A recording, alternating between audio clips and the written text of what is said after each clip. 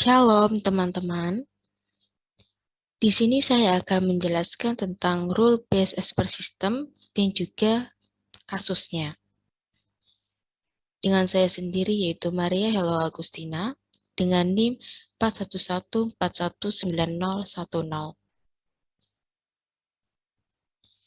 Yang pertama, apa itu knowledge? Knowledge ini atau biasa bahasa Indonesianya adalah pengetahuan, adalah pemahaman teoretis atau praktis tentang subjek atau domain.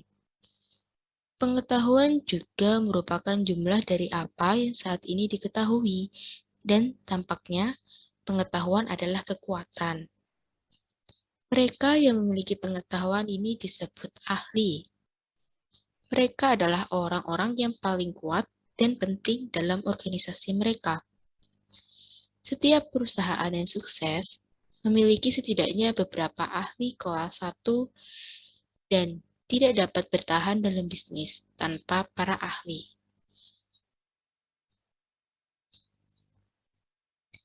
Selanjutnya yaitu Rules as a Knowledge Representation Technique. Terdapat 4 jenis rules atau terdapat 4 sifat rules. Sifat yang pertama yaitu semua pernyataan yang direpresentasikan dalam bentuk if then ini disebut aturan. Yang kedua, aturan dapat menghubungkan informasi atau fakta yang diberikan pada if dan tindakannya itu pada bagian then. Ciri yang keempat dari rules yaitu diberikan untuk memecahkan masalah dan relatif mudah dipahami. Ciri rules keempat yaitu salah satu pilihan untuk membangun sistem berbasis pengetahuan.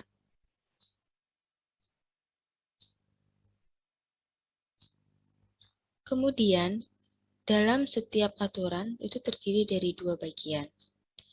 Bagian if yaitu disebut antecedent yang artinya premis atau kondisi, dan bagian then disebut konsekuen yang dalam artinya kesimpulan atau tindakan. Untuk basic dasar sintaknya yaitu dengan rules if, antecedent, dilanjut dengan then, konsekuen.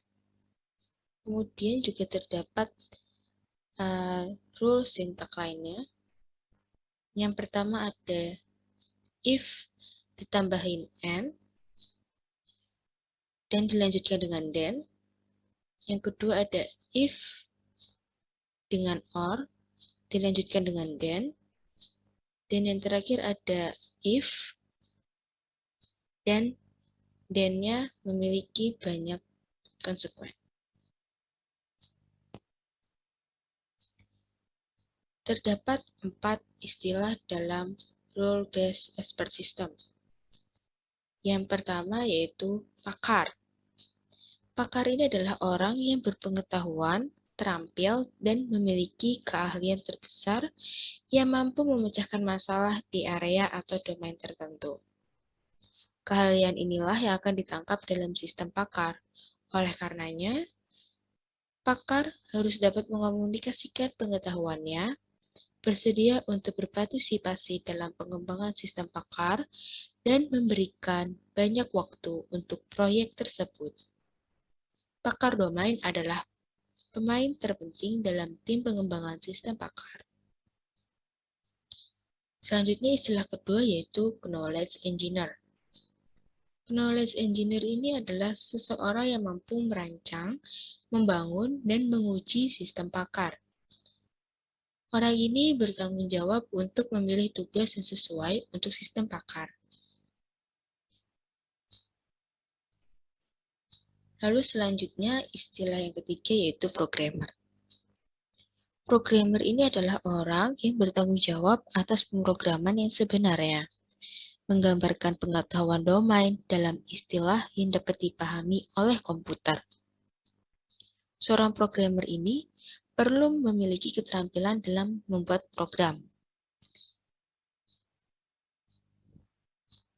Dan juga Seorang programmer ini harus mengembangkan pengetahuan dan struktur representasi data, struktur kontrol, struktur dialog, dan juga terlibat dalam pengujian sistem pakar. Lalu istilah yang terakhir yaitu manajer proyek.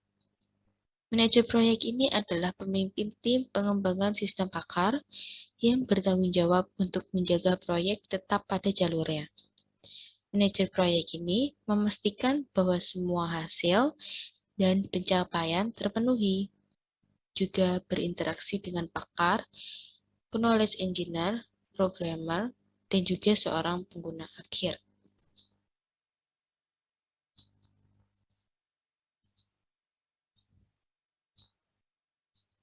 Salah satu contoh dalam expert system yaitu forward chaining. Forward chaining ini artinya sebuah metode inferensi yang dapat digambarkan secara logis sebagai aplikasi berulang dari modus ponens. Forward chaining ini adalah strategi implementasi yang populer untuk sistem pakar, sistem aturan bisnis, dan produksi. Forward chaining ini dimulai dengan data driven, yang artinya pada forward chaining, semua data dan aturan akan ditelusuri untuk mencapai tujuan yang diinginkan. Slide selanjutnya yaitu akan menjelaskan tentang kasus dari forward chaining.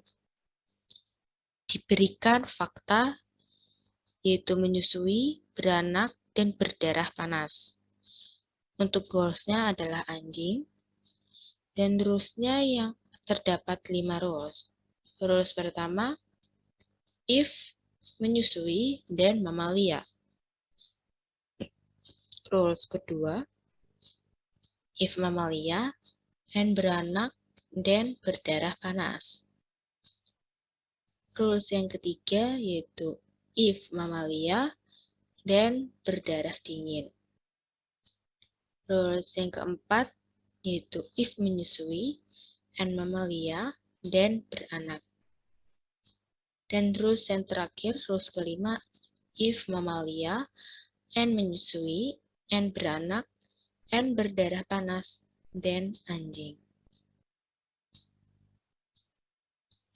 Untuk penyelesaian kasus forward chaining, dapat dilihat dengan melihat fakta awalnya. Untuk fakta awal yaitu menyusui, beranak, dan berdarah panas. Pada rule 1, if menyusui, ini benar. Terbukti jelas pada fakta awal, sehingga dan mamalia termasuk fakta baru. Untuk rules kedua, if mamalia telah terbukti benar dari rule 1, tetapi N beranak ini belum terbukti dalam fakta awalnya tadi.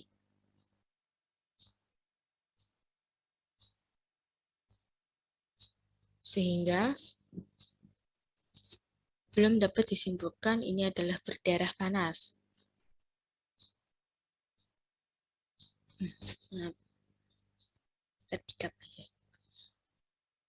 Penyelesaian kasus forward chaining untuk terdapat dari 5 rules. Saya akan menjelaskan dari rules pertama. Untuk if menyusui ini terdapat pada fakta awal, sehingga untuk dan mamalia ini benar. Rules yang kedua ini yaitu if mamalia and beranak.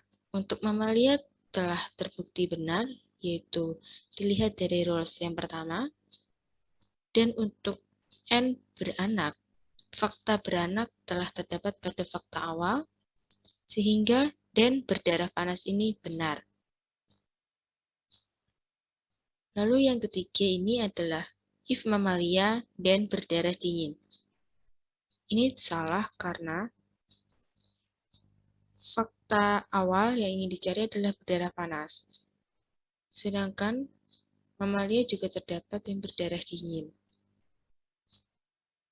karena ini tidak sesuai dengan goals yang akan kita capai, yaitu ciri-ciri dari seekor anjing, ini adalah berdarah panas, jadi berdarah dingin tidak termasuk.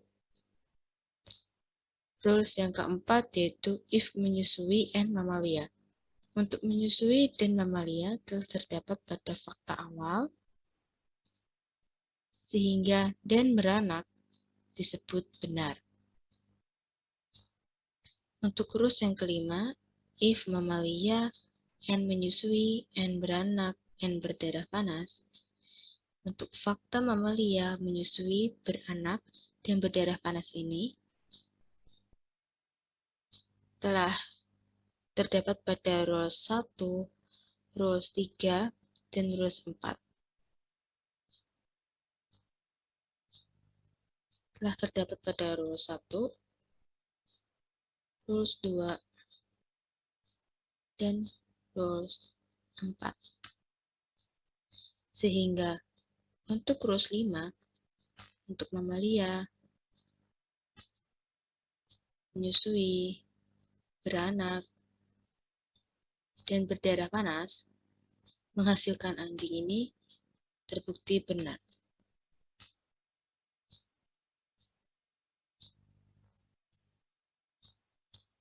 Untuk akhir yaitu penyelesaian kasus over chaining, didapat goals-nya yaitu tujuan akhirnya itu adalah seekor anjing.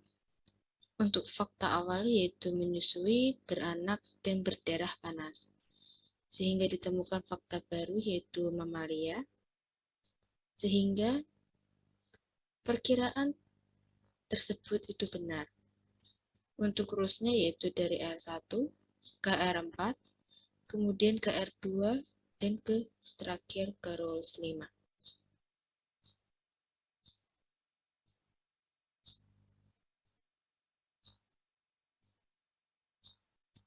Oke, terima kasih setelah menonton dari penjelasan saya. Terima kasih.